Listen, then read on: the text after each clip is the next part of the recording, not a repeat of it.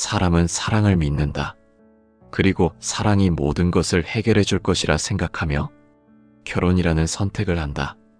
하지만 막상 결혼해보니 그 사랑은 어디로 사라졌는지 보이지 않고 차갑게 멀어진 얼굴만 남아 우리는 고개를 떨군다. 결혼을 시작할 때는 세상에서 가장 좋은 인연을 만났다고 믿지만 살아보면 알게 된다. 이 사람이 내 삶을 가장 어렵게 만드는 사람일 수도 있다는 것을.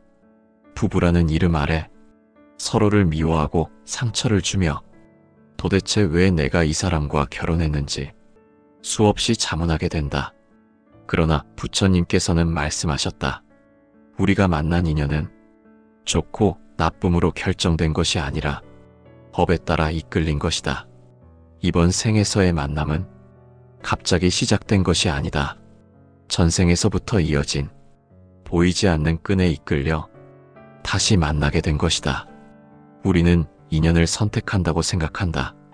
그러나 불교에서는 이렇게 말한다. 선택한 것이 아니라 끌려온 것이라고. 좋은 인연이든 최악의 인연이든 그 관계 속에는 이미 오래전부터 남아있던 감정의 부스러기들이 소리 없이 쌓여 있다. 전생에서 맺은 빚이 있다면 이번 생에서 갚아야 한다. 전생에서 준 상처가 있다면 이번 생에서 그대로 돌려받는다. 전생에서 사랑을 주었다면 이번 생에서도 사랑이 이어진다.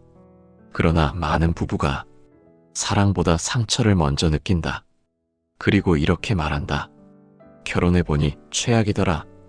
이 인연만 아니었어도. 하지만 그 최악이라는 이름 속에는 숨겨진 진리가 있다. 부처님의 말씀처럼 성냄과 미움이 남아있을수록 법은 더 강하게 이어진다.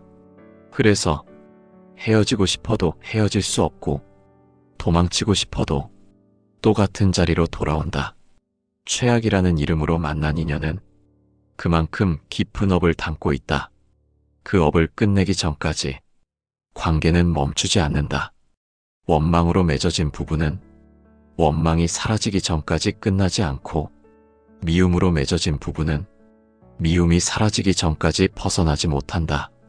이 말은 이 인연이 형벌이 아니라는 뜻이다. 고통은 벌이 아니라 깨닫기 위한 기회다. 나를 힘들게 하는 사람이 나를 깨닫게 하는 사람이고 나를 괴롭히는 인연이 내 업을 끝내주는 인연이다. 결혼해보니 최악이더라. 그 말 속에는 깊은 업의 흔적이 담겨 있다. 그렇다면 그 최악은 어떻게 완성된 것일까? 왜 하필 이번 생에 우리는 이런 인연으로 얽혔을까? 그리고 이 최악의 인연을 어떻게 끝낼 수 있을까? 부처님께서는 부부 인연이란 수많은 생을 거쳐 이어온 업의 결과라고 하셨다. 우리는 흔히 사랑을 믿고 사람을 보고 결혼한다고 생각하지만 불교의 관점에서 보면 결혼은 마음이 아니라 업이 결정하는 것이다. 그렇기에 서로가 서로에게 미움과 원망을 쏟아내면서도 도망치지 못하고 끝까지 이어지는 것이다. 사람들은 말한다. 이 사람만 아니었다면 내 삶은 이토록 힘들지 않았을 텐데. 하지만 그 말은 곧 이 인연이 우연이 아니라는 증거다. 부처님은 이렇게 말씀하셨다. 인연이 깊은 사람일수록 정과 원이 함께 얽힌다. 즉, 사랑만 깊은 것이 아니라 미움도 깊다는 뜻이다. 그리고 그 미움의 뿌리는 이번 생에서 생겨난 것이 아니다. 전생에서부터 남아있던 해결하지 못한 감정의 찌꺼기다. 전생에서 상대에게 남긴 상처가 있다면 이번 생에서 그 상처가 되돌아온다. 전생에서 상대에게 빚진 것이 있다면 이번 생에서 그 빚을 갚는다. 이것이 업의 법칙이다. 그러므로 결혼해보니 최악이었다는 말은 그만큼 깊은 업의 인연이라는 뜻이다. 그 인연 속에는 마무리해야 할 업이 아직 남아있다는 뜻이다. 사람들은 결혼할 때 이렇게 말한다. 우리는 서로의 운명이다. 그러나 불교에서는 이렇게 말한다. 우리는 서로의 업이다. 운명은 달콤하고 아름답게 들린다. 하지만 업은 쓴맛을 느끼게 한다. 그 쓴맛이 사라질 때까지 관계는 끝나지 않는다. 부부라는 관계는 세상에서 가장 사적인 인연이지만 동시에 가장 깊은 업을 담고 있다. 왜냐하면 부부만큼 서로를 깊이 흔들고 서로를 다치게 할 수 있는 관계가 없기 때문이다. 부처님께서는 가장 가까운 인연이 가장 큰 업을 드러낸다고 하셨다. 남에게 들으면 괜찮은 말도 배우자가 말하면 화가 치밀어 오른다. 이유 없이 눈물이 나고 이유 없이 억울해진다. 그 모든 감정의 뿌리는 이미 오래전부터 존재해왔다. 그 감정은 상대와 함께 살아가며 점점 더 선명하게 드러난다. 그리고 우리는 말한다. 결혼하고 나서야 이 사람의 본 모습을 알았다. 하지만 부처님은 말씀하셨다. 그 본 모습은 상대의 모습이 아니라 내 마음의 그림자이다. 상대는 단지 거울일 뿐, 그 거울을 통해 내 안의 두려움, 내 안의 욕심, 내 안의 상처가 드러날 뿐이다. 그러므로 최악의 인연처럼 보일수록 그 속에 담긴 가르침은 더 크고 더 깊다. 사람은 기쁘고 편안한 환경에서는 수행을 하지 않는다. 편안한 인연 속에서는 마음의 본질을 보지 않는다. 하지만 고통은 마음을 깨우고 욕심을 드러내고 참된 수행을 시작하게 한다. 그래서 부처님께서는 고통을 두려워하지 말라고 하셨다. 고통은 업이 드러나는 순간이고 업이 드러나는 순간이 업을 끝낼 기회이기 때문이다. 부부의 갈등은 서로의 인생을 파괴하기 위한 것이 아니라 서로의 업을 폭로하기 위한 것이다. 그 업은 숨기려 해도 숨길 수 없고 외면하려 해도 외면할 수 없다. 결혼 생활이라는 좁은 공간 속에서 그 업은 끝없이 드러난다. 살아가다 보면 어떤 때는 이런 생각이 들 수도 있다. 전생에 내가 대체 어떤 짓을 했길래 이번 생에 이런 배우자를 만난 것인가? 불교는 그 질문에 아주 명확하게 답한다. 그 사람을 만난 이유는 그 사람을 통해 내 업을 끝낼 수 있기 때문이다. 그래서 최악처럼 느껴지는 인연은 오히려 가장 완벽한 인연일 수 있다. 나를 깨우고 변화시키고 해탈로 이끌어줄 인연일 수 있다. 하지만 사람들은 그 사실을 모른 채 원망만 늘려간다. 그리고 업은 아직 끝나지 않았다며 그 인연을 다시 묶어놓는다. 부처님은 말씀하셨다. 원망으로 시작한 인연은 원망이 끝나야 풀린다. 그러므로 서로에 대한 미움이 남아있다면 그 관계는 아직 끝나지 않는 것이다. 설사 이혼을 한다 해도 서로를 미워하는 마음이 남아있다면 그 업은 계속된다. 다음 생에 또다시 만나게 된다. 그러니 우리는 묻는다. 이 미움은 언제 사라질까? 이 업은 언제 끝날까?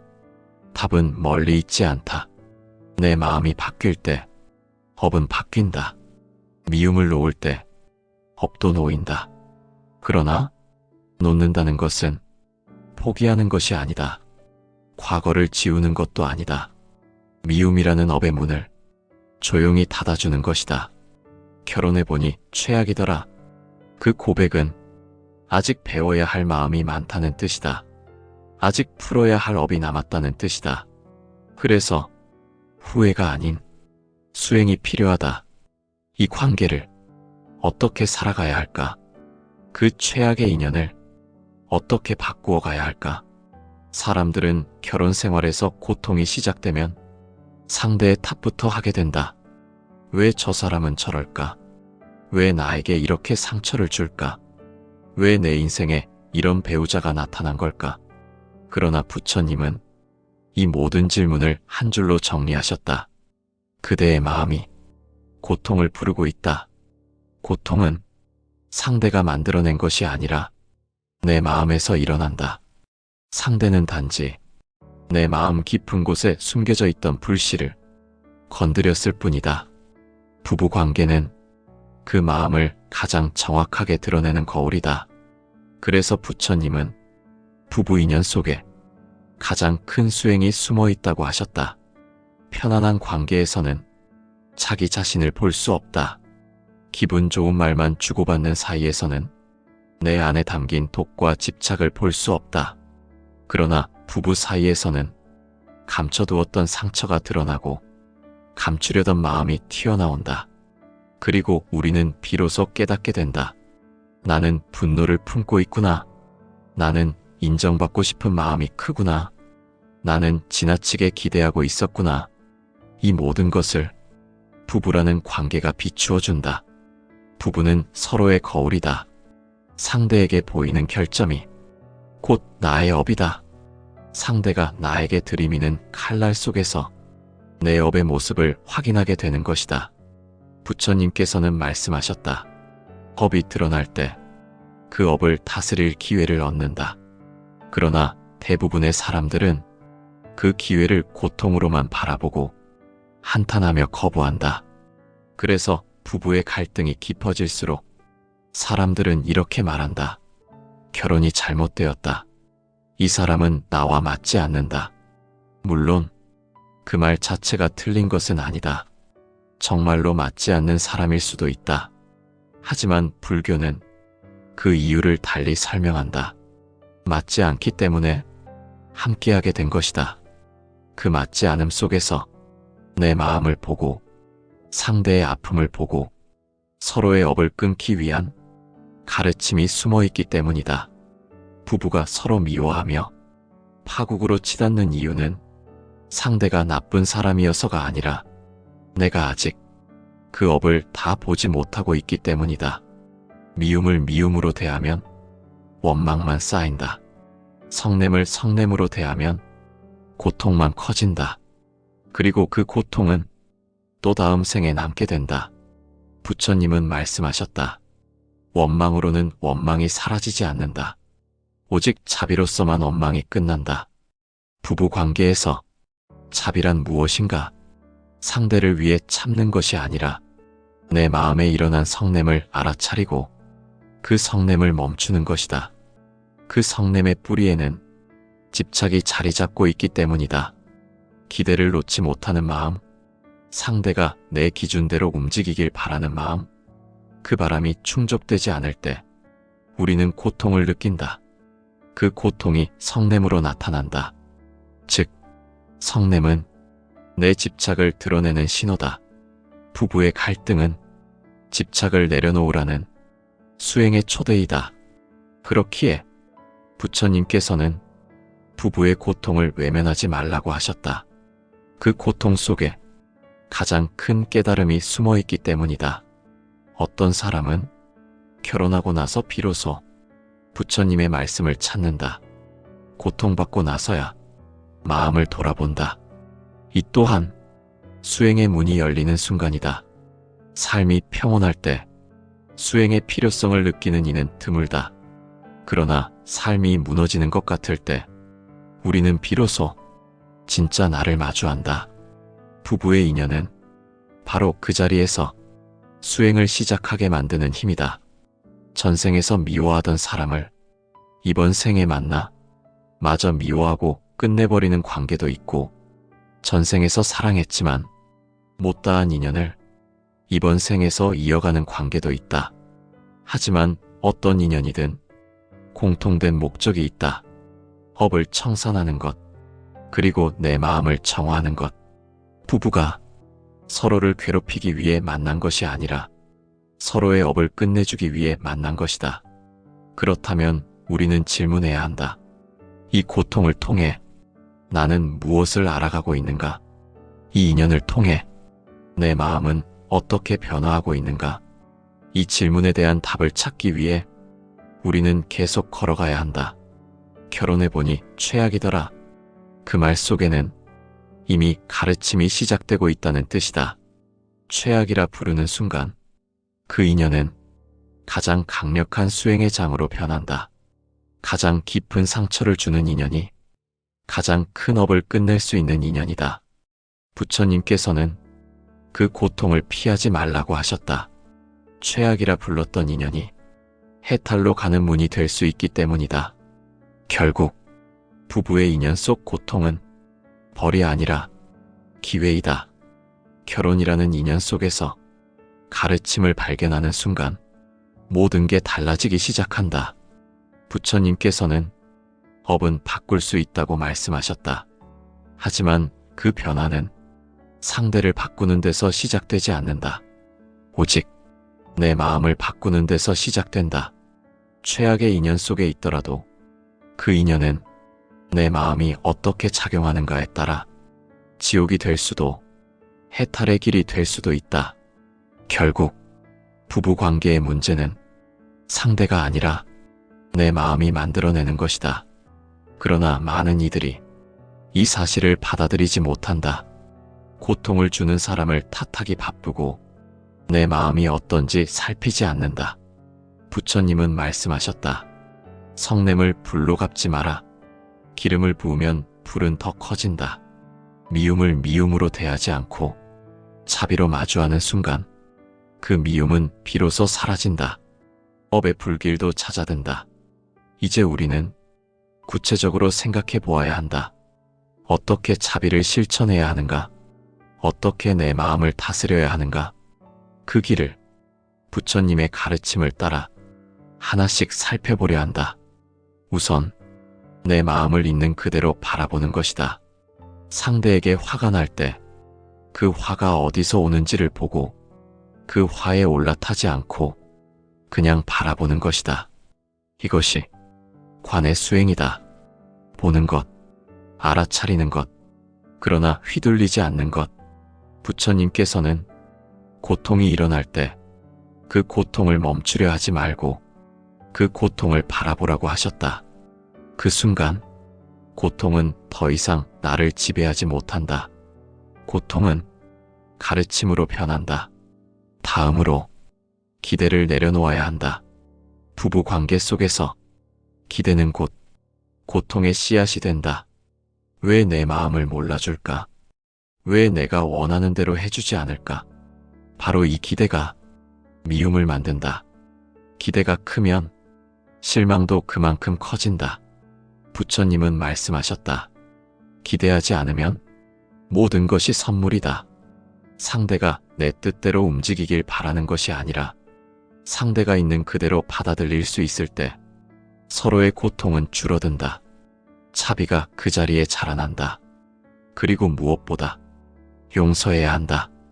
용서라고 하면 상대의 잘못을 없던 일로 하는 것이라고 생각한다. 그러나 불교에서의 용서는 전혀 다른 의미다. 용서란 상대를 위한 것이 아니라 나의 해탈을 위한 것이다. 미움을 내려놓는 것, 그 미움이라는 무거운 짐에서 내가 해방되는 것이다. 미움을 품는 마음은 나를 괴롭게 하고 나를 불안하게 만든다. 그러니 미움을 놓는 순간 나의 마음이 먼저 편안해진다. 부처님은 말씀하셨다. 미움을 놓는 순간 그대는 자유롭다. 부부 관계 속에서 이 진리를 이해할 수 있다면 최악이라 부르던 그 인연이 결국 나의 스승이었음을 깨닫는다. 내 업을 끝내기 위해 가장 완벽한 모습으로 내 앞에 나타난 사람, 바로 그 사람이 부부이다. 하지만 많은 사람들은 이 진리를 모른 채 상대를 향해 계속해서 원망을 던진다. 그 원망은 업을 더 깊게 만들고 또다시 다음 생까지 이어진다. 이제는 그 원망을 놓아야 한다. 다음 생에 같은 인연을 반복하지 않으려면 이번 생에서 이 업을 끝내야 한다. 최악의 인연이라고 느낀다면 그 말 속에는 이 인연을 반드시 끝내야 한다는 신호가 숨어 있다. 미움이 남아있는 한 업은 끝나지 않는다. 그러니 미움을 먼저 놓아야 한다. 자비는 나를 위한 길이고 용서는 업을 끊기 위한 길이다.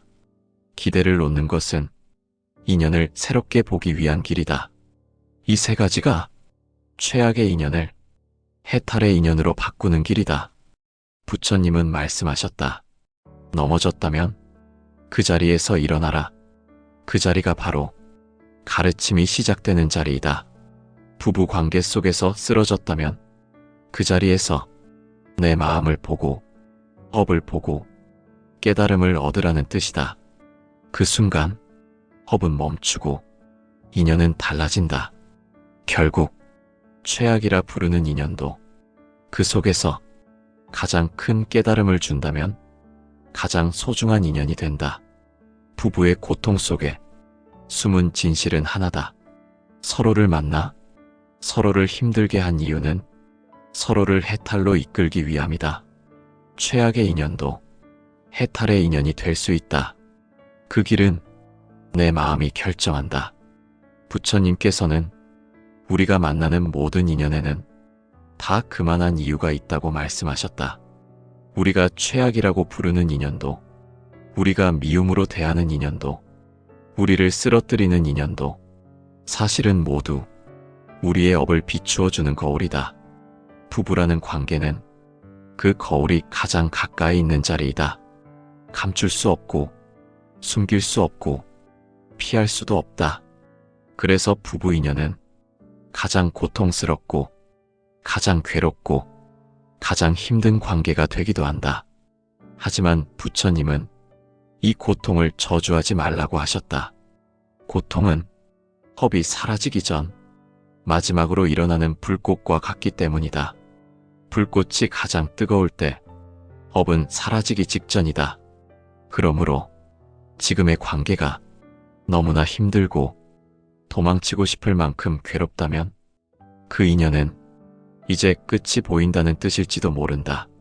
그러나 무조건 멀어지고 끊어버리는 것이 답은 아니다. 중요한 것은 그 과정 속에서 내 마음이 어떻게 변화하는가이다. 부처님은 이렇게 말씀하셨다.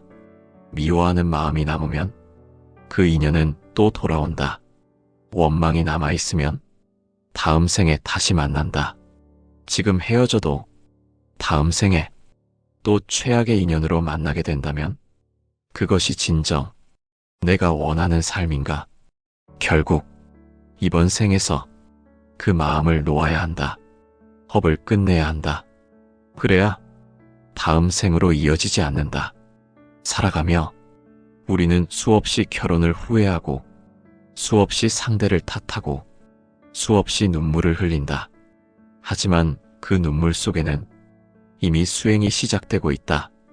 왜냐하면 내 마음의 어둠을 보게 되었기 때문이다. 내 고통의 원인을 마주하게 되었기 때문이다. 내 변화가 필요한 이유를 깨닫게 되었기 때문이다. 이것이 바로 부처님께서 말씀하신 해탈의 시작이다. 부부의 인연이 기쁨으로만 이루어졌다면 우리는 절대 나를 돌아보지 않을 것이다. 그러나 고통이 있었기에 자비를 배울 수 있고 상처가 있었기에 용서를 배울 수 있다. 그 배움은 결코 헛되지 않는다. 그 배움은 내 다음 생을 바꾼다. 그 배움은 내 업을 바꾼다. 그러니 최악이라고 부른 그 인연이 사실은 가장 소중한 인연일지도 모른다. 가장 많이 성장하게 만들고 가장 많이 깨닫게 하고 가장 크게 바꿔주는 인연이기 때문이다. 부처님은 말씀하셨다. 인연이 깊은 자일수록 그대의 수행을 완성시킬 것이다. 내가 지금 함께 살아가는 사람, 그 사람은 우연히 만난 것이 아니다. 이번 생을 통해 내 업을 끝내고 내 마음을 완성할 인연이다. 그러니 자비를 잃지 말고 용서를 두려워하지 말고 기대를 내려놓으며 이 인연을 걸어가야 한다. 이 사람이 나에게 가장 큰 고통을 주었다는 것은 이 사람이 나의 업을 끝낼 수 있는 유일한 사람이라는 뜻이다. 미움이 자비로 변할 때 최악이라 부르던 인연이 최선의 가르침이 된다. 그리고 그 순간 관계는 고통이 아니라 해탈이 된다. 두 사람이 함께 걸어왔던 길을 부정하거나 지워버리려 하지 말고 그 길 위에서 서로의 업을 다 놓고 마음으로 자유로워져야 한다. 부처님께서는 모든 인연이 흐르는 물과 같다고 하셨다. 흘러가는 인연은 붙잡지 말고 머물러 있는 인연은 원망하지 말라. 그저 지금 내 곁에 있는 사람과 바로 이 순간의 인연을 온전히 바라보며 그 인연 속에서 자유를 향해 걸어나가라.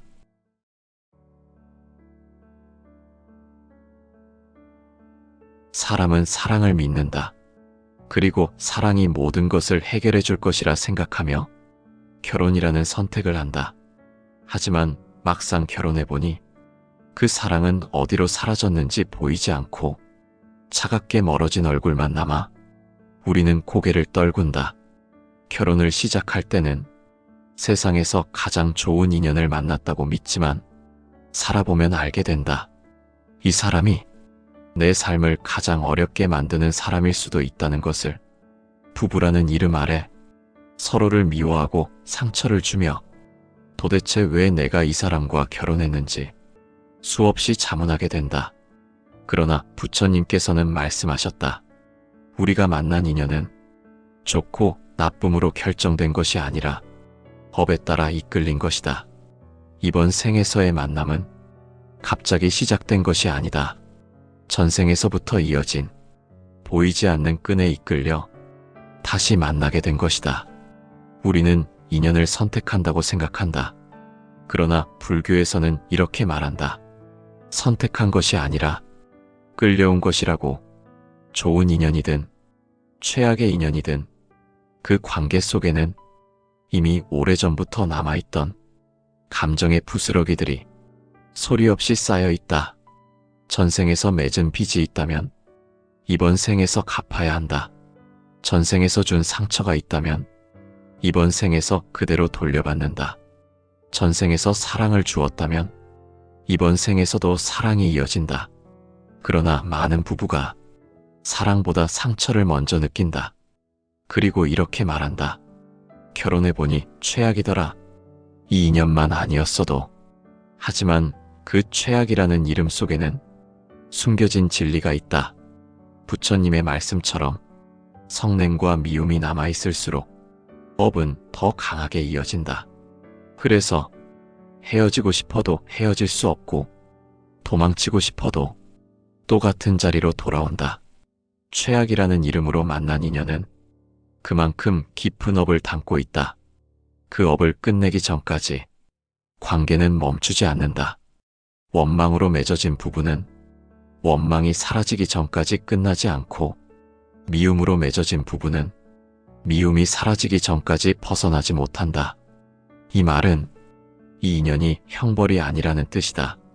고통은 벌이 아니라 깨닫기 위한 기회다.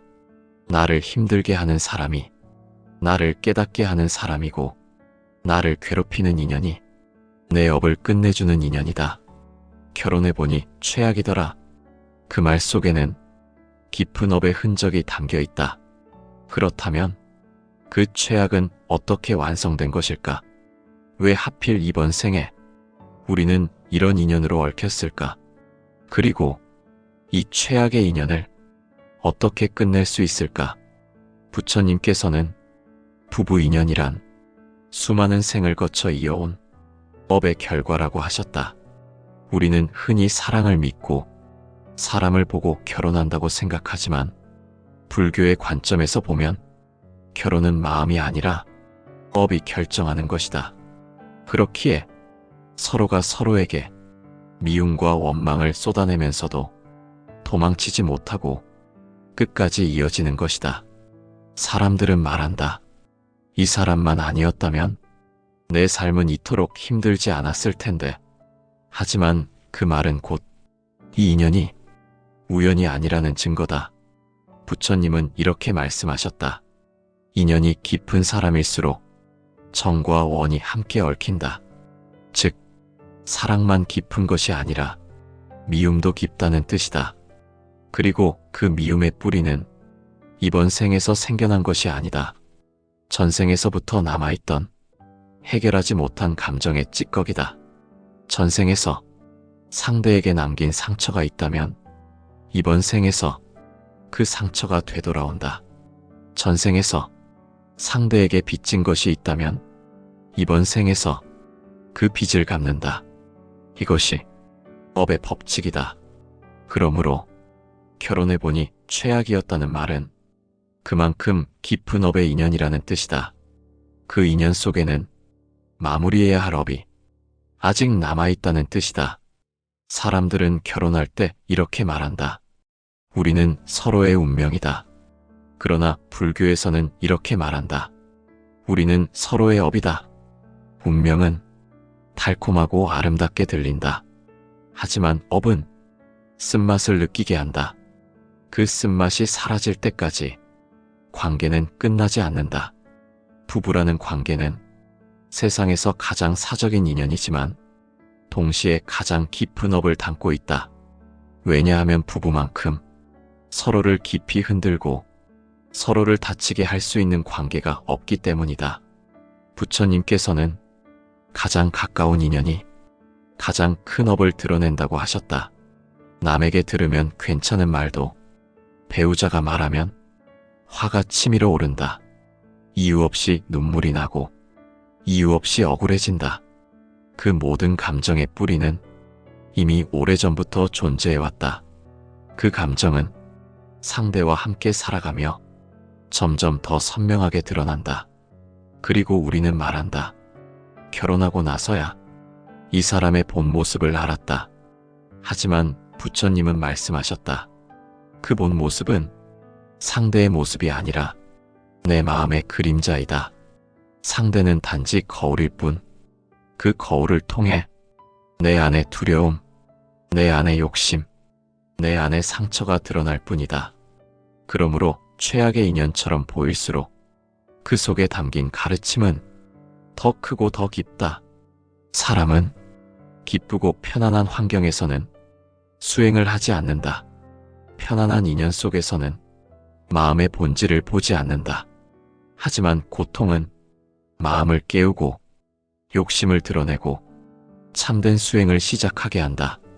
그래서 부처님께서는 고통을 두려워하지 말라고 하셨다. 고통은 업이 드러나는 순간이고 업이 드러나는 순간이 업을 끝낼 기회이기 때문이다.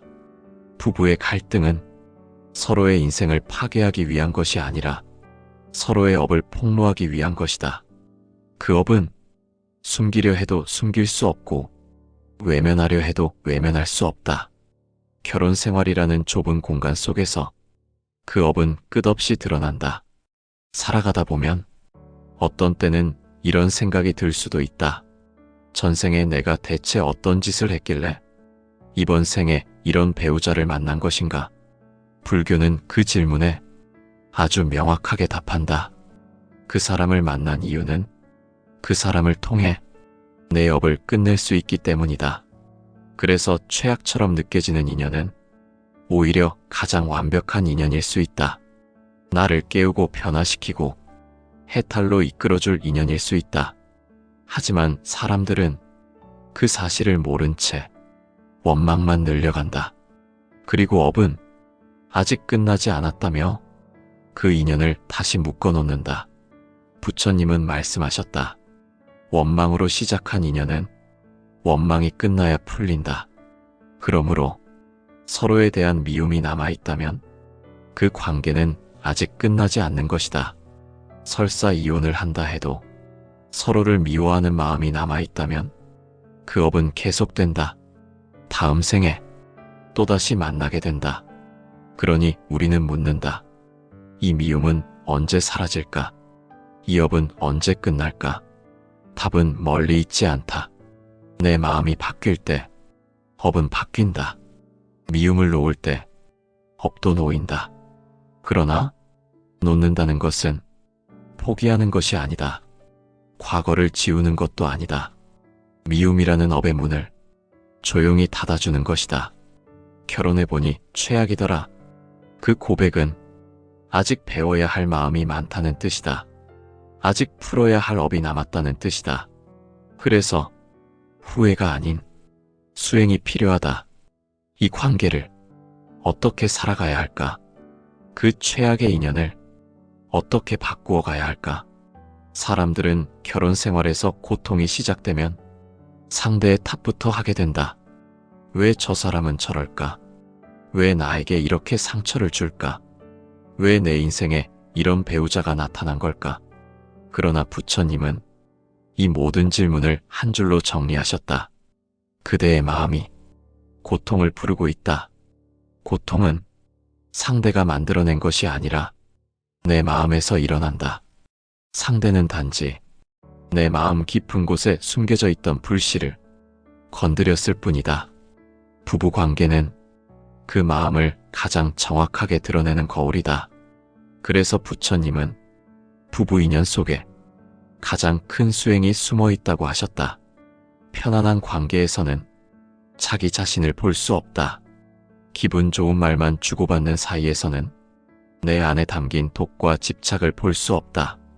그러나 부부 사이에서는 감춰두었던 상처가 드러나고 감추려던 마음이 튀어나온다. 그리고 우리는 비로소 깨닫게 된다. 나는 분노를 품고 있구나. 나는 인정받고 싶은 마음이 크구나. 나는 지나치게 기대하고 있었구나. 이 모든 것을 부부라는 관계가 비추어준다. 부부는 서로의 거울이다.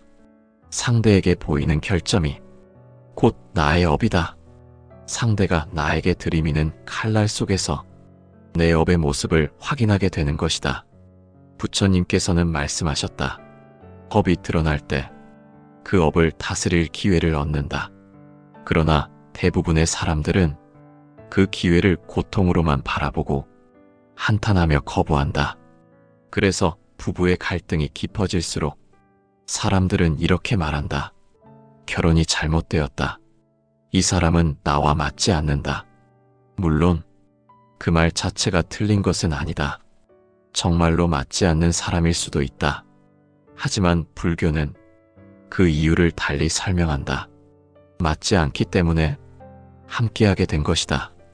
그 맞지 않음 속에서 내 마음을 보고 상대의 아픔을 보고 서로의 업을 끊기 위한 가르침이 숨어 있기 때문이다. 부부가 서로 미워하며 파국으로 치닫는 이유는 상대가 나쁜 사람이어서가 아니라 내가 아직 그 업을 다 보지 못하고 있기 때문이다. 미움을 미움으로 대하면 원망만 쌓인다. 성냄을 성냄으로 대하면 고통만 커진다. 그리고 그 고통은 또 다음 생에 남게 된다. 부처님은 말씀하셨다. 원망으로는 원망이 사라지지 않는다. 오직 자비로서만 원망이 끝난다. 부부 관계에서 자비란 무엇인가? 상대를 위해 참는 것이 아니라 내 마음에 일어난 성냄을 알아차리고 그 성냄을 멈추는 것이다. 그 성냄의 뿌리에는 집착이 자리 잡고 있기 때문이다. 기대를 놓지 못하는 마음, 상대가 내 기준대로 움직이길 바라는 마음, 그 바람이 충족되지 않을 때 우리는 고통을 느낀다. 그 고통이 성냄으로 나타난다. 즉, 성냄은 내 집착을 드러내는 신호다. 부부의 갈등은 집착을 내려놓으라는 수행의 초대이다. 그렇기에 부처님께서는 부부의 고통을 외면하지 말라고 하셨다. 그 고통 속에 가장 큰 깨달음이 숨어 있기 때문이다. 어떤 사람은 결혼하고 나서 비로소 부처님의 말씀을 찾는다. 고통받고 나서야 마음을 돌아본다. 이 또한 수행의 문이 열리는 순간이다.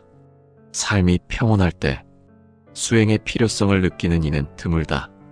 그러나 삶이 무너지는 것 같을 때 우리는 비로소 진짜 나를 마주한다. 부부의 인연은 바로 그 자리에서 수행을 시작하게 만드는 힘이다. 전생에서 미워하던 사람을 이번 생에 만나 마저 미워하고 끝내버리는 관계도 있고, 전생에서 사랑했지만 못다한 인연을 이번 생에서 이어가는 관계도 있다. 하지만 어떤 인연이든 공통된 목적이 있다. 업을 청산하는 것, 그리고 내 마음을 정화하는 것. 부부가 서로를 괴롭히기 위해 만난 것이 아니라 서로의 업을 끝내주기 위해 만난 것이다. 그렇다면 우리는 질문해야 한다. 이 고통을 통해 나는 무엇을 알아가고 있는가? 이 인연을 통해 내 마음은 어떻게 변화하고 있는가? 이 질문에 대한 답을 찾기 위해 우리는 계속 걸어가야 한다. 결혼해보니 최악이더라. 그 말 속에는 이미 가르침이 시작되고 있다는 뜻이다. 최악이라 부르는 순간 그 인연은 가장 강력한 수행의 장으로 변한다. 가장 깊은 상처를 주는 인연이 가장 큰 업을 끝낼 수 있는 인연이다. 부처님께서는 그 고통을 피하지 말라고 하셨다. 최악이라 불렀던 인연이 해탈로 가는 문이 될 수 있기 때문이다. 결국 부부의 인연 속 고통은 벌이 아니라 기회이다. 결혼이라는 인연 속에서 가르침을 발견하는 순간 모든 게 달라지기 시작한다. 부처님께서는 업은 바꿀 수 있다고 말씀하셨다. 하지만 그 변화는 상대를 바꾸는 데서 시작되지 않는다. 오직 내 마음을 바꾸는 데서 시작된다. 최악의 인연 속에 있더라도 그 인연은 내 마음이 어떻게 작용하는가에 따라 지옥이 될 수도 해탈의 길이 될 수도 있다. 결국 부부 관계의 문제는 상대가 아니라 내 마음이 만들어내는 것이다. 그러나 많은 이들이 이 사실을 받아들이지 못한다. 고통을 주는 사람을 탓하기 바쁘고 내 마음이 어떤지 살피지 않는다. 부처님은 말씀하셨다. 성냄을 불로 갚지 마라. 기름을 부으면 불은 더 커진다. 미움을 미움으로 대하지 않고 자비로 마주하는 순간 그 미움은 비로소 사라진다. 업의 불길도 잦아든다. 이제 우리는 구체적으로 생각해 보아야 한다. 어떻게 자비를 실천해야 하는가? 어떻게 내 마음을 다스려야 하는가? 그 길을 부처님의 가르침을 따라 하나씩 살펴보려 한다. 우선 내 마음을 있는 그대로 바라보는 것이다. 상대에게 화가 날 때 그 화가 어디서 오는지를 보고 그 화에 올라타지 않고 그냥 바라보는 것이다. 이것이 관의 수행이다. 보는 것, 알아차리는 것, 그러나 휘둘리지 않는 것. 부처님께서는 고통이 일어날 때 그 고통을 멈추려 하지 말고 그 고통을 바라보라고 하셨다. 그 순간 고통은 더 이상 나를 지배하지 못한다. 고통은 가르침으로 변한다. 다음으로 기대를 내려놓아야 한다. 부부 관계 속에서 기대는 곧 고통의 씨앗이 된다. 왜 내 마음을 몰라줄까? 왜 내가 원하는 대로 해주지 않을까? 바로 이 기대가 미움을 만든다. 기대가 크면 실망도 그만큼 커진다. 부처님은 말씀하셨다. 기대하지 않으면 모든 것이 선물이다. 상대가 내 뜻대로 움직이길 바라는 것이 아니라 상대가 있는 그대로 받아들일 수 있을 때 서로의 고통은 줄어든다. 차비가 그 자리에 자라난다. 그리고 무엇보다 용서해야 한다. 용서라고 하면 상대의 잘못을 없던 일로 하는 것이라고 생각한다. 그러나 불교에서의 용서는 전혀 다른 의미다. 용서란 상대를 위한 것이 아니라 나의 해탈을 위한 것이다. 미움을 내려놓는 것, 그 미움이라는 무거운 짐에서 내가 해방되는 것이다. 미움을 품는 마음은 나를 괴롭게 하고 나를 불안하게 만든다. 그러니 미움을 놓는 순간 나의 마음이 먼저 편안해진다. 부처님은 말씀하셨다. 미움을 놓는 순간 그대는 자유롭다. 부부 관계 속에서 이 진리를 이해할 수 있다면 최악이라 부르던 그 인연이 결국 나의 스승이었음을 깨닫는다. 내 업을 끝내기 위해 가장 완벽한 모습으로 내 앞에 나타난 사람, 바로 그 사람이 부부이다. 하지만 많은 사람들은 이 진리를 모른 채 상대를 향해 계속해서 원망을 던진다. 그 원망은 업을 더 깊게 만들고 또다시 다음 생까지 이어진다. 이제는 그 원망을 놓아야 한다. 다음 생에 같은 인연을 반복하지 않으려면 이번 생에서 이 업을 끝내야 한다. 최악의 인연이라고 느낀다면 그 말 속에는 이 인연을 반드시 끝내야 한다는 신호가 숨어 있다. 미움이 남아있는 한 업은 끝나지 않는다. 그러니 미움을 먼저 놓아야 한다. 자비는 나를 위한 길이고 용서는 업을 끊기 위한 길이다. 기대를 놓는 것은 인연을 새롭게 보기 위한 길이다. 이 세 가지가 최악의 인연을 해탈의 인연으로 바꾸는 길이다. 부처님은 말씀하셨다.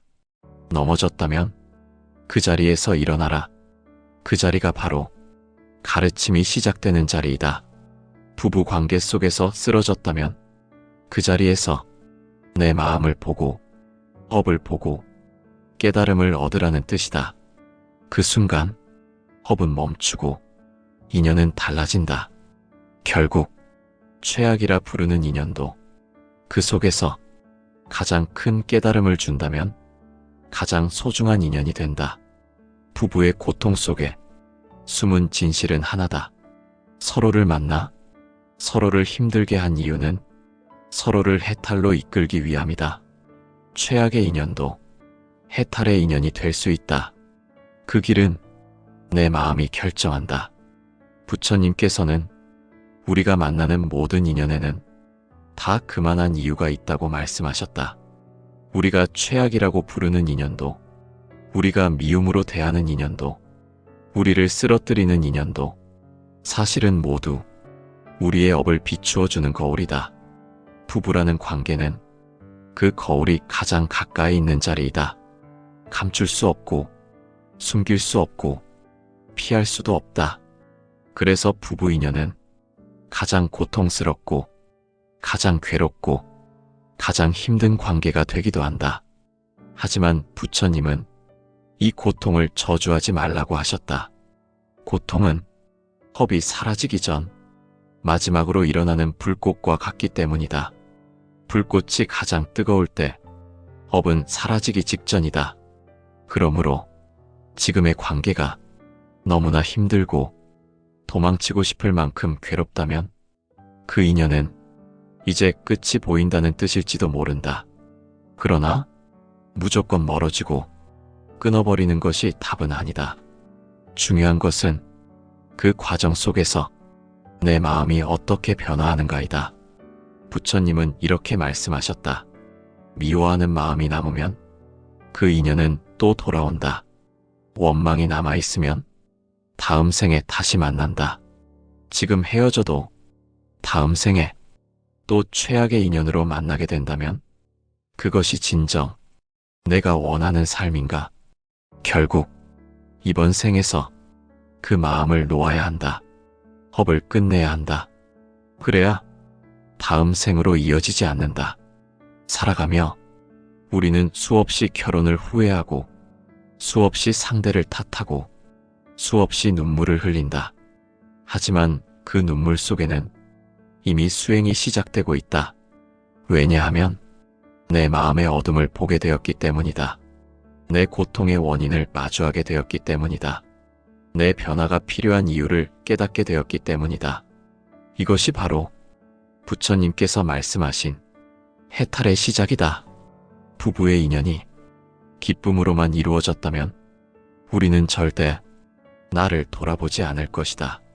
그러나 고통이 있었기에 자비를 배울 수 있고 상처가 있었기에 용서를 배울 수 있다. 그 배움은 결코 헛되지 않는다. 그 배움은 내 다음 생을 바꾼다. 그 배움은 내 업을 바꾼다. 그러니 최악이라고 부른 그 인연이 사실은 가장 소중한 인연일지도 모른다. 가장 많이 성장하게 만들고 가장 많이 깨닫게 하고 가장 크게 바꿔주는 인연이기 때문이다. 부처님은 말씀하셨다. 인연이 깊은 자일수록 그대의 수행을 완성시킬 것이다. 내가 지금 함께 살아가는 사람, 그 사람은 우연히 만난 것이 아니다. 이번 생을 통해 내 업을 끝내고 내 마음을 완성할 인연이다. 그러니 자비를 잃지 말고 용서를 두려워하지 말고 기대를 내려놓으며 이 인연을 걸어가야 한다. 이 사람이 나에게 가장 큰 고통을 주었다는 것은 이 사람이 나의 업을 끝낼 수 있는 유일한 사람이라는 뜻이다.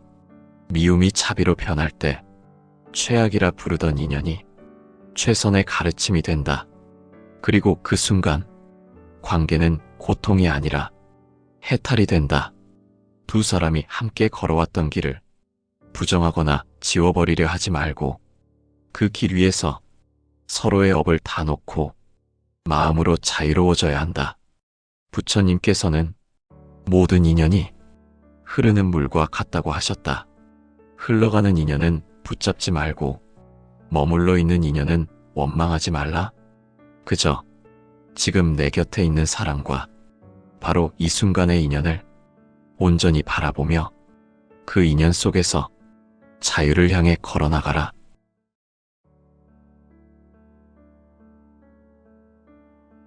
사람은 사랑을 믿는다. 그리고 사랑이 모든 것을 해결해 줄 것이라 생각하며 결혼이라는 선택을 한다. 하지만 막상 결혼해보니 그 사랑은 어디로 사라졌는지 보이지 않고 차갑게 멀어진 얼굴만 남아 우리는 고개를 떨군다. 결혼을 시작할 때는 세상에서 가장 좋은 인연을 만났다고 믿지만 살아보면 알게 된다. 이 사람이 내 삶을 가장 어렵게 만드는 사람일 수도 있다는 것을.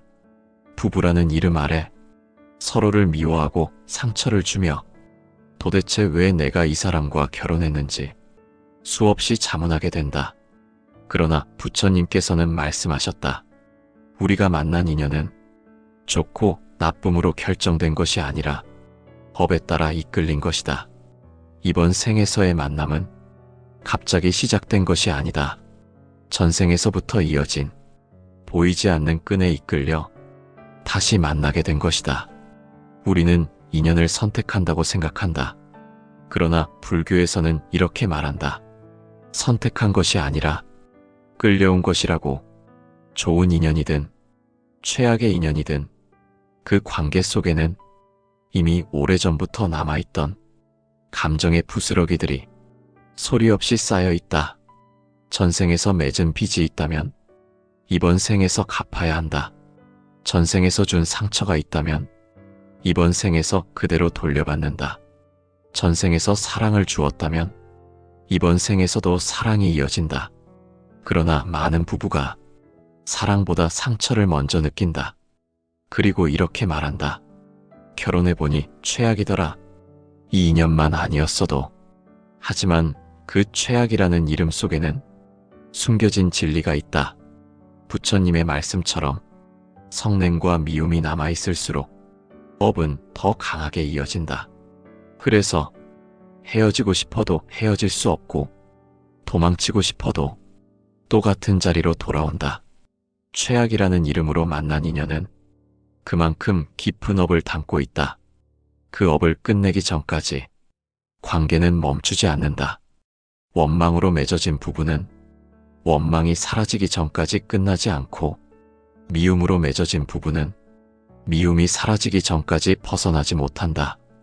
이 말은 이 인연이 형벌이 아니라는 뜻이다. 고통은 벌이 아니라 깨닫기 위한 기회다. 나를 힘들게 하는 사람이 나를 깨닫게 하는 사람이고 나를 괴롭히는 인연이 내 업을 끝내주는 인연이다. 결혼해보니 최악이더라. 그 말 속에는 깊은 업의 흔적이 담겨 있다. 그렇다면 그 최악은 어떻게 완성된 것일까? 왜 하필 이번 생에 우리는 이런 인연으로 얽혔을까?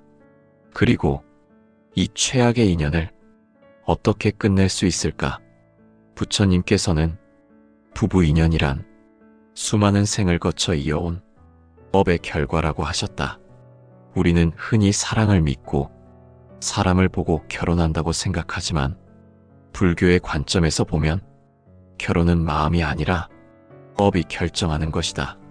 그렇기에 서로가 서로에게 미움과 원망을 쏟아내면서도 도망치지 못하고 끝까지 이어지는 것이다. 사람들은 말한다. 이 사람만 아니었다면 내 삶은 이토록 힘들지 않았을 텐데.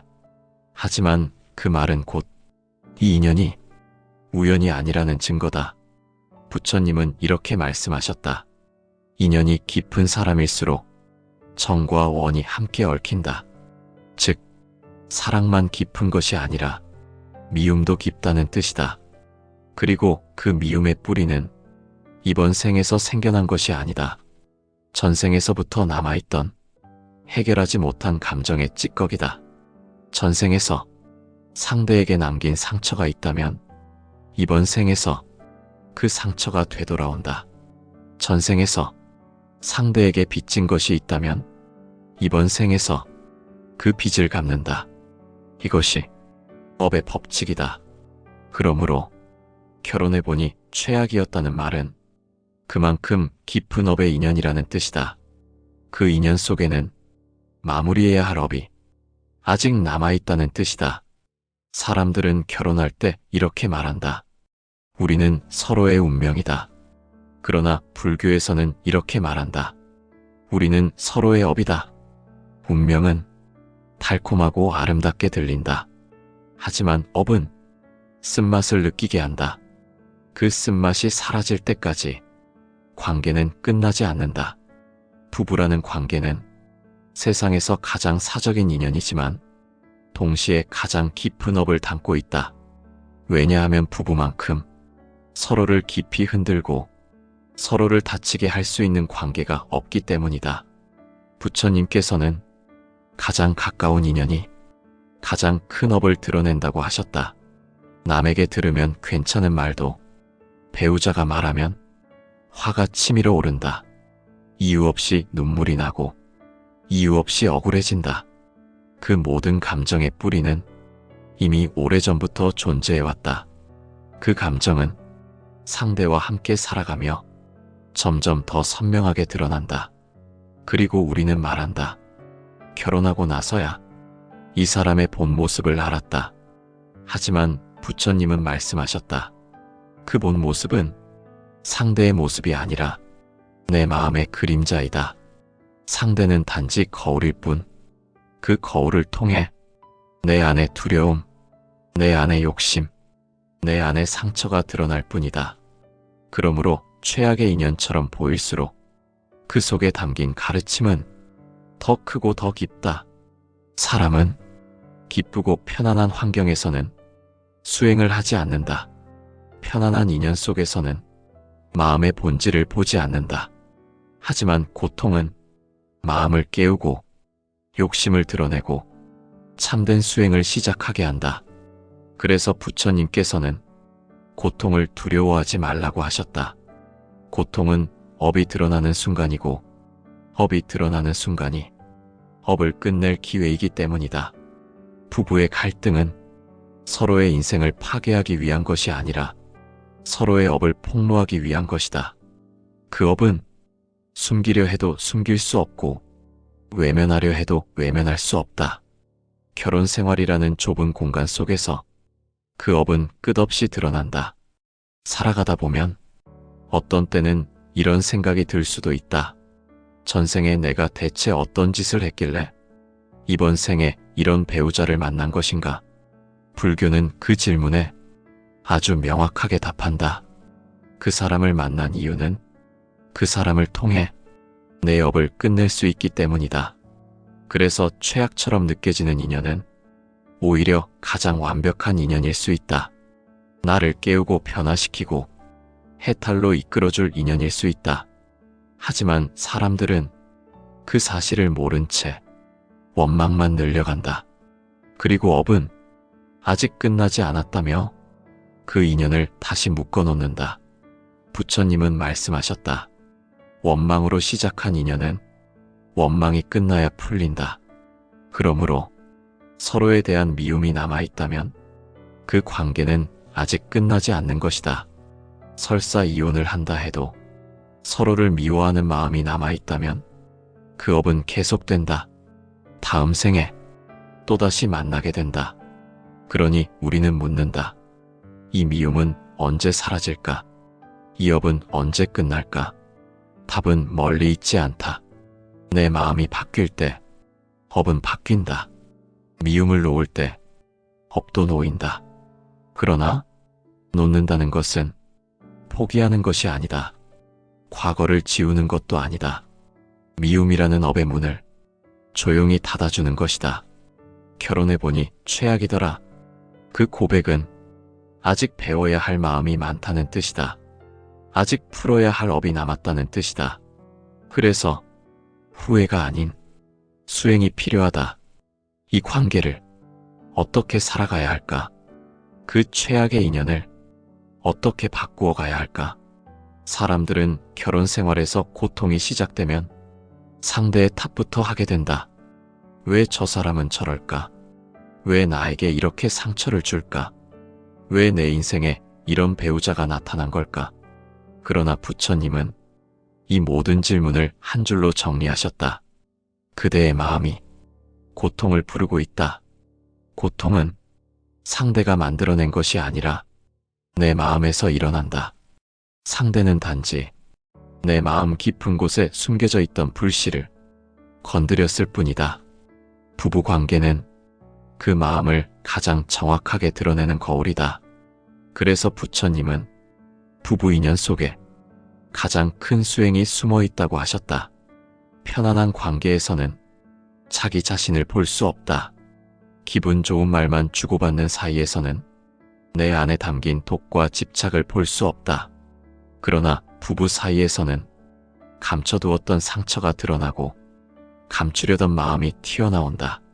그리고 우리는 비로소 깨닫게 된다. 나는 분노를 품고 있구나. 나는 인정받고 싶은 마음이 크구나. 나는 지나치게 기대하고 있었구나. 이 모든 것을 부부라는 관계가 비추어준다. 부부는 서로의 거울이다. 상대에게 보이는 결점이 곧 나의 업이다. 상대가 나에게 들이미는 칼날 속에서 내 업의 모습을 확인하게 되는 것이다. 부처님께서는 말씀하셨다. 업이 드러날 때 그 업을 다스릴 기회를 얻는다. 그러나 대부분의 사람들은 그 기회를 고통으로만 바라보고 한탄하며 거부한다. 그래서 부부의 갈등이 깊어질수록 사람들은 이렇게 말한다. 결혼이 잘못되었다. 이 사람은 나와 맞지 않는다. 물론 그 말 자체가 틀린 것은 아니다. 정말로 맞지 않는 사람일 수도 있다. 하지만 불교는 그 이유를 달리 설명한다. 맞지 않기 때문에 함께하게 된 것이다. 그 맞지 않음 속에서 내 마음을 보고 상대의 아픔을 보고 서로의 업을 끊기 위한 가르침이 숨어 있기 때문이다. 부부가 서로 미워하며 파국으로 치닫는 이유는 상대가 나쁜 사람이어서가 아니라 내가 아직 그 업을 다 보지 못하고 있기 때문이다. 미움을 미움으로 대하면 원망만 쌓인다. 성냄을 성냄으로 대하면 고통만 커진다. 그리고 그 고통은 또 다음 생에 남게 된다. 부처님은 말씀하셨다. 원망으로는 원망이 사라지지 않는다. 오직 자비로서만 원망이 끝난다. 부부 관계에서 자비란 무엇인가? 상대를 위해 참는 것이 아니라 내 마음에 일어난 성냄을 알아차리고 그 성냄을 멈추는 것이다. 그 성냄의 뿌리에는 집착이 자리 잡고 있기 때문이다. 기대를 놓지 못하는 마음, 상대가 내 기준대로 움직이길 바라는 마음, 그 바람이 충족되지 않을 때 우리는 고통을 느낀다. 그 고통이 성냄으로 나타난다. 즉, 성냄은 내 집착을 드러내는 신호다. 부부의 갈등은 집착을 내려놓으라는 수행의 초대이다. 그렇기에 부처님께서는 부부의 고통을 외면하지 말라고 하셨다. 그 고통 속에 가장 큰 깨달음이 숨어 있기 때문이다. 어떤 사람은 결혼하고 나서 비로소 부처님의 말씀을 찾는다. 고통받고 나서야 마음을 돌아본다. 이 또한 수행의 문이 열리는 순간이다.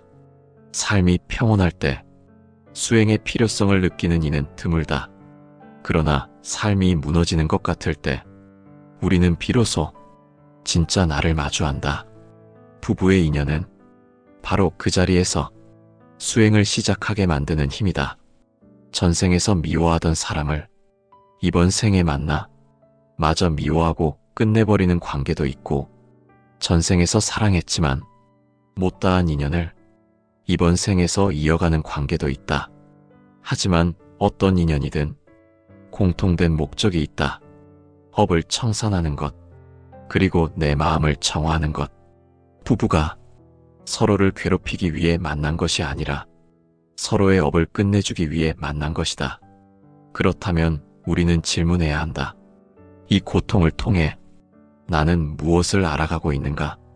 이 인연을 통해 내 마음은 어떻게 변화하고 있는가? 이 질문에 대한 답을 찾기 위해 우리는 계속 걸어가야 한다. 결혼해보니 최악이더라. 그 말 속에는 이미 가르침이 시작되고 있다는 뜻이다. 최악이라 부르는 순간 그 인연은 가장 강력한 수행의 장으로 변한다. 가장 깊은 상처를 주는 인연이 가장 큰 업을 끝낼 수 있는 인연이다. 부처님께서는 그 고통을 피하지 말라고 하셨다. 최악이라 불렀던 인연이 해탈로 가는 문이 될 수 있기 때문이다. 결국 부부의 인연 속 고통은 벌이 아니라 기회이다. 결혼이라는 인연 속에서 가르침을 발견하는 순간 모든 게 달라지기 시작한다. 부처님께서는 업은 바꿀 수 있다고 말씀하셨다. 하지만 그 변화는 상대를 바꾸는 데서 시작되지 않는다. 오직 내 마음을 바꾸는 데서 시작된다. 최악의 인연 속에 있더라도 그 인연은 내 마음이 어떻게 작용하는가에 따라 지옥이 될 수도 해탈의 길이 될 수도 있다. 결국 부부 관계의 문제는 상대가 아니라 내 마음이 만들어내는 것이다.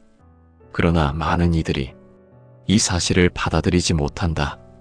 고통을 주는 사람을 탓하기 바쁘고 내 마음이 어떤지 살피지 않는다. 부처님은 말씀하셨다. 성냄을 불로 갚지 마라. 기름을 부으면 불은 더 커진다. 미움을 미움으로 대하지 않고 자비로 마주하는 순간 그 미움은 비로소 사라진다. 업의 불길도 찾아든다. 이제 우리는 구체적으로 생각해 보아야 한다. 어떻게 자비를 실천해야 하는가? 어떻게 내 마음을 다스려야 하는가? 그 길을 부처님의 가르침을 따라 하나씩 살펴보려 한다. 우선 내 마음을 있는 그대로 바라보는 것이다. 상대에게 화가 날 때 그 화가 어디서 오는지를 보고 그 화에 올라타지 않고 그냥 바라보는 것이다. 이것이 관의 수행이다. 보는 것, 알아차리는 것, 그러나 휘둘리지 않는 것. 부처님께서는 고통이 일어날 때 그 고통을 멈추려 하지 말고 그 고통을 바라보라고 하셨다. 그 순간 고통은 더 이상 나를 지배하지 못한다. 고통은 가르침으로 변한다. 다음으로 기대를 내려놓아야 한다. 부부 관계 속에서 기대는 곧 고통의 씨앗이 된다. 왜 내 마음을 몰라줄까? 왜 내가 원하는 대로 해주지 않을까? 바로 이 기대가 미움을 만든다. 기대가 크면 실망도 그만큼 커진다. 부처님은 말씀하셨다. 기대하지 않으면 모든 것이 선물이다. 상대가 내 뜻대로 움직이길 바라는 것이 아니라 상대가 있는 그대로 받아들일 수 있을 때 서로의 고통은 줄어든다. 차비가 그 자리에 자라난다. 그리고 무엇보다 용서해야 한다. 용서라고 하면 상대의 잘못을 없던 일로 하는 것이라고 생각한다.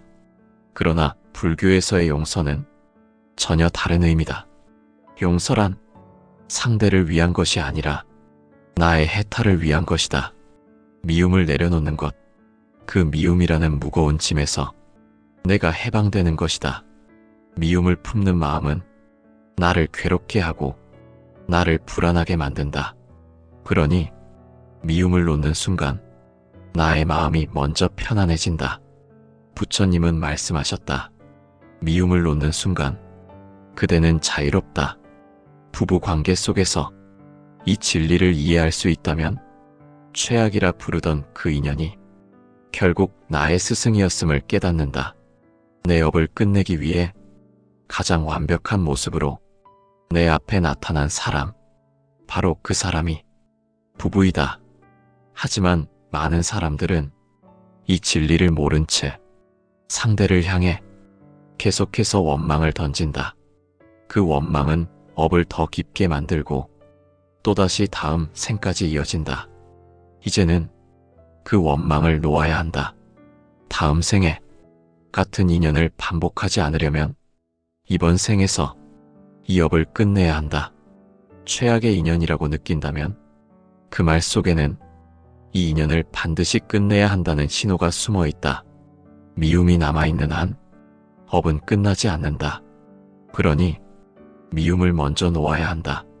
자비는 나를 위한 길이고 용서는 업을 끊기 위한 길이다. 기대를 놓는 것은 인연을 새롭게 보기 위한 길이다. 이 세 가지가 최악의 인연을 해탈의 인연으로 바꾸는 길이다. 부처님은 말씀하셨다.